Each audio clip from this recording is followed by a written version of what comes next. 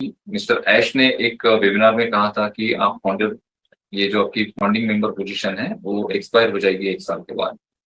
तो इससे चलते लोग बहुत सारे पैनिक सिचुएशन में आ गए थे, डर गए थे, और ये बहुत चीजें चली पिछले 8-10 दिनों से। तो इस पे मैंने एक वीडियो भी बनाया है। तो वहाँ पे ये भी बोला गया है कि आपको काम करना पड़ेगा, आपको आपके लिंक्स को शेयर करना पड़ेगा, आपको नए यूजर्स लेकर आने पड़ेंगे, तब आप फाउंडिंग मेंबर रहेंगे।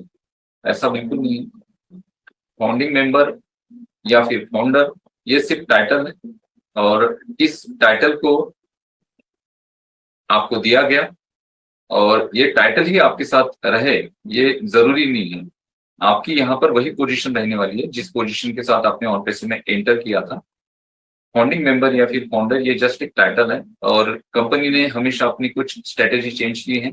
अभी ये सवाल सबसे ज्यादा लोगों के मन में आएगा, फिर हम अगर फाउंडर नहीं है तो हमें फाउंडर क्यों बुलाया गया, हमें फिर बाद में फाउंडिंग मेंबर क्यों बुलाया गया। देखिए, आपके पास ओ फाउंडर का अकाउंट है, वहां पे ओ फाउंडर ही रहने वाला है। उस डोमेन का नाम चेंज नहीं होगा कभी, क्योंकि एक बार वेबसाइट बन जाती है, एक बार उसका डोमेन परचेस कर लेते हो आप, तो वो डोमेन चेंज नहीं होता। उस वेबसाइट का नाम ओ फाउंडर है, वो फाउंडर ही रहेगा, और उसके एक्सेस सिर्फ आपके पास है। नए जो यूजर्स आ रहे हैं उनके पास वो एक्सेस नहीं है।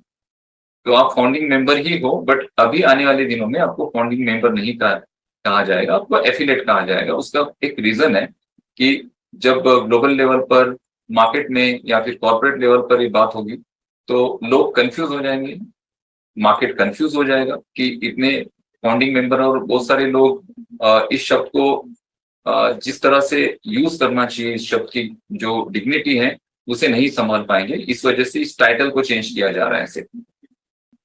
तो अभी हम प्रिपरेशन की बात करते हैं कि हमें क्या प्रिपरेशन करने होंगे। स्लाइड्स या फिर कुछ प्रेजेंटेशन में आपके साथ शेयर नहीं कर रहा हूँ, क्योंकि हम अभी प्रिपेयर हो रहे हैं। अभी ये प्रिपरेशन हमारा है कि कब तक ये गेटवे स्टार्ट होता है, कब तक पेमेंट स्मूथ होते हैं, और कब तक विड्रॉल आने शुरू होते हैं। और इससे रिलेटेड मिस्टर ऐश मुफारे सर ने कल अपडेट दी आप सभी को, और कल जब मैंने उनको सुना तो मैं वो आए, और लोगों को क्या लगता है पता है कि हम सभी लोगों को कि मिस्टर ऐश आ नहीं रहे हैं, और हमें अपडेट नहीं दे रहे हैं कुछ, और यहाँ पर कुछ चीजें स्मूथली नहीं हो रही हैं, स्मूथली प्रोडक्ट चल नहीं रहे हैं, पेमेंट्स स्मूथली हो नहीं रहे हैं, विड्रॉल्स हमने लगा दिए, विड्रॉल्स हमें मिल नहीं रहे हैं। तो उसका जो एक्चुअल रीजन था उन्होंने कल एक्सप्लेन किया। आपने बहुत सारे अपडेट्स देखे, आज बहुत सारी वीडियोज आए होंगे सुबह से, और उस अपडेट्स में आपको ये इन्फॉर्मेशन मिल चुकी है। उसके बारे में मैं आपको नहीं बोलना चाहूंगा। आज की जो अपडेट है उस अपडेट के सारे points mister Ajay Sharma ji cover करेंगे हमारे साथ मेरे सेशन के बाद। तो वो भी इम्पोर्टेंट है, क्योंकि उनका जो बताने का तरीका होता है वो यूट्यूब पे आपको नहीं मिलेगा। वो जिस तरह से एनालाइज करते हैं और जिस तरह से प्रेजेंट करते हैं वो वही कर सकते हैं। तो उनके ही थ्रू अगर हम अपडेट सुनते हैं ना तो बहुत अच्छा लगेगा। मैं सिर्फ एक बात कहना चाहता हूँ, मिस्टर ऐश मुखारी ने कहा कि DDD, daily do and die.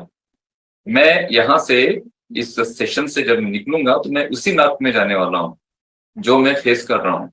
Simple सी बात है, हम सब सिर्फ एक कमेंट करके चले जाते हैं किसी वेबिनार में या किसी यूट्यूब पे कि ये सारी चीजें ऐसी हो रही हैं, ये हो रही है, लेकिन उस चीजों के पीछे जो प्रिपरेशन चल रहा है आपके नए भविष्य के लिए, जो चीजें प्रिपेयर हो रही है ना, तो उसका प्रिपरेशन जो है ना बहुत बड़ा है, बहुत ज्यादा बड़ा।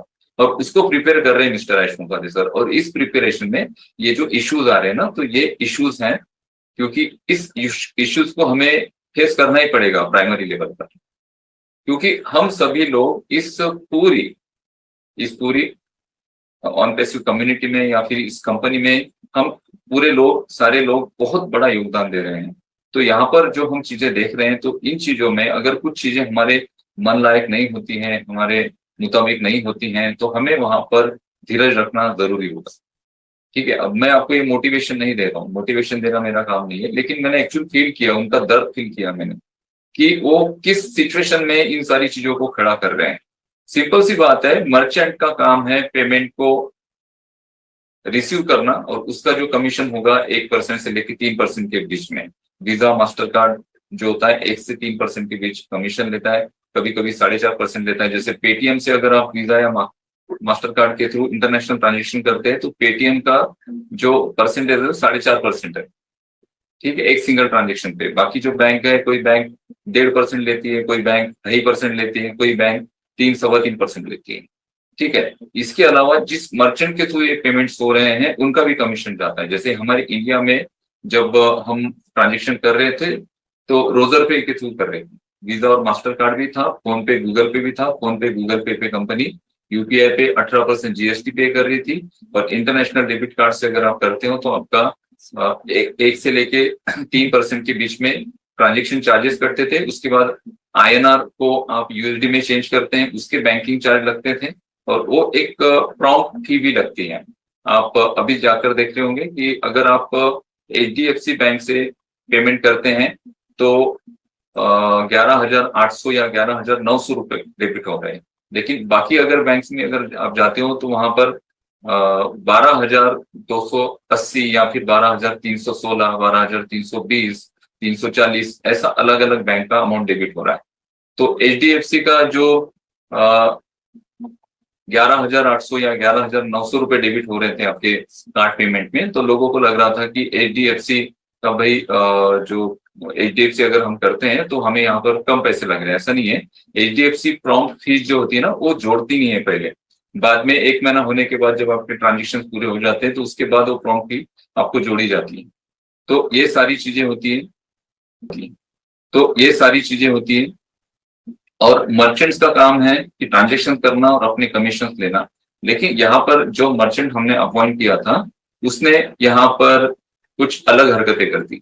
अब ये हरकतें क्या है कि कंपनी का जो फंड है ना वो पूरा फंड उन्होंने स्टक करके रख दिया। यहाँ पे सिंपल सी बात है कि चीजें स्मूथ नहीं हुई हैं, विड्रॉल्स और ये सारी चीजें स्मूथ होनी चाहिए, तब जाके हम एफिलिएट प्रोग्राम में एंटर करेंगे। अभी हम प्रिपेयर कर रहे हैं, सारी चीजों को हम देख रहे हैं, और ये आपको भी अपना एक प्रिपरेशन लेकर चलना पड़ेगा।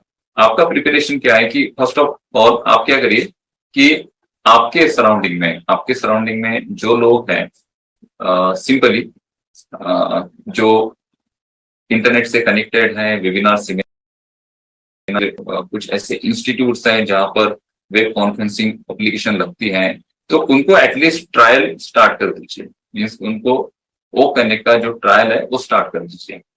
और ये ट्रायल स्टार्ट करने से क्या होगा कि वो जब उस ट्रायल को देखेंगे तो वो भी प्रिपेयर हो जाएंगे ओ कनेक्ट के लिए।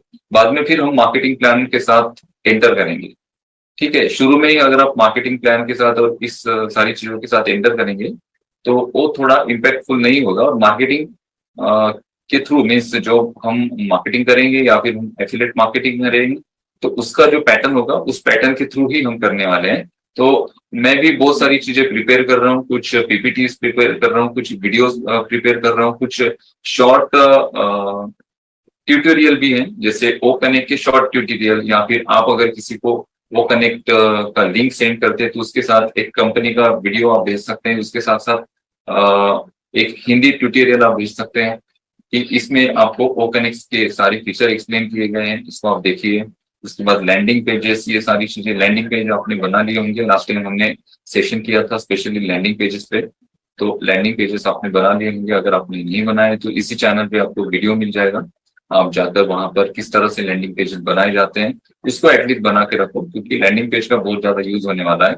और उसके बाद हम डिजाइन करेंगे उसको और प्रोफेशनल लेवल से, लैंडिंग पेजेस में क्या क्या चीजें हमें करनी चाहिए और एड ऑन क्या करना चाहिए। लैंडिंग पेजेस के साथ साथ जैसे हमने कैनवा में बनाया था, तो कैनवा के अलावा कौन से सॉफ्टवेयर हैं उसके थ्रू हम लैंडिंग पेजेस बना सकते हैं जो और ज्यादा इंप्रेसिव उसके टेम्पलेट्स बने।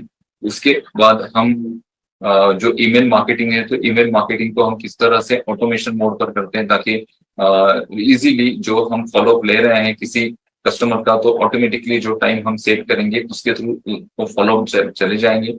और ईमेल मार्केटिंग के टेम्पलेट्स हम कहाँ से बना सकते हैं उस पर भी सेशन हुए थे, बट अभी वो थोड़ा सा पीछे हो गया, वो 5-6